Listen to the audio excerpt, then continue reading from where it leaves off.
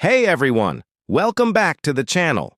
Today, we're diving deep into the book of Numbers, specifically chapters 5 and 6.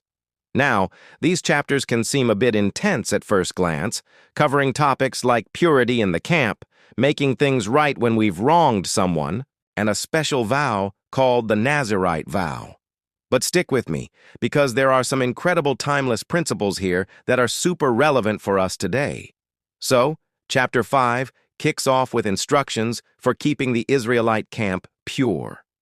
The idea was to create a space where God's holy presence could dwell among His people. This wasn't about excluding people permanently, but about maintaining a standard of holiness. For us, this can be a powerful metaphor.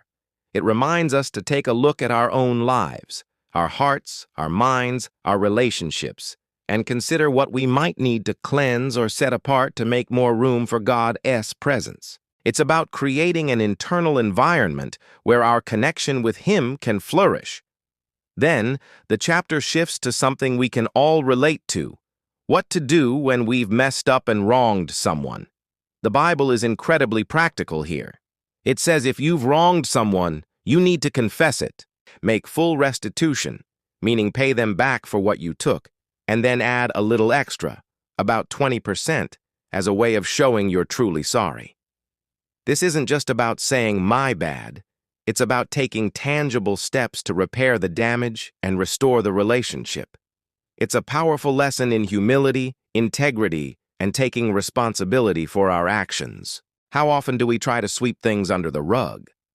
This ancient text challenges us to do the hard work of making things right, which is the foundation of any healthy community or relationship. Next, we get to the fascinating law of jealousy.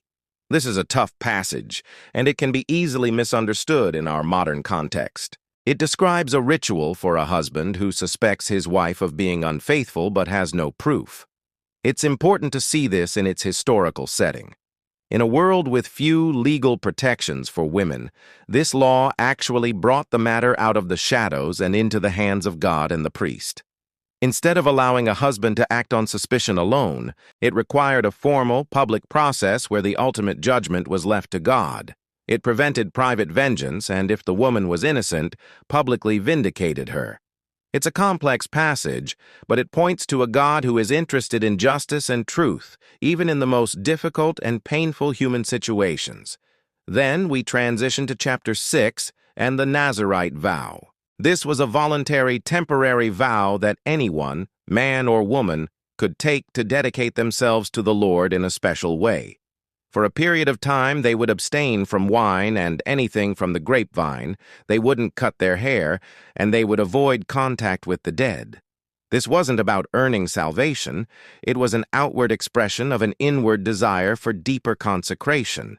Think of it like a spiritual retreat or a personal challenge. It was a way for an ordinary person to say, "God, for this season, I want to be completely and utterly focused on you."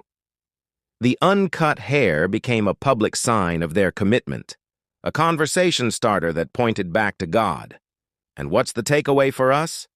We might not be taking Nazirite vows today, but the principle of setting ourselves apart for God is still incredibly powerful. Maybe for you, it looks like a social media fast for a week, or dedicating your mornings to prayer before checking your phone, or committing to reading through a book of the Bible. It's about intentionally removing distractions to draw closer to God. Finally, chapter 6 ends with one of the most beautiful blessings in the entire Bible, the Aaronic blessing. "The Lord bless you and keep you. The Lord make His face shine upon you and be gracious to you. The Lord lift up His countenance upon you and give you peace." After all the laws and rituals, this is the note it ends on: a declaration of God's desire to bless, protect, and grant peace to His people. This wasn't just a nice closing remark.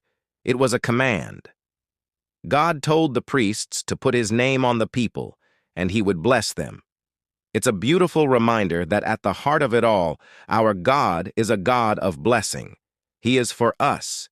His face is turned toward us, and His ultimate desire is to give us His shalom, His complete peace. Thank you so much for joining me to explore these powerful chapters. If this was helpful or gave you something to think about, please hit that like button and subscribe for more content like this. I'd love to hear your thoughts in the comments below. See you in the next video.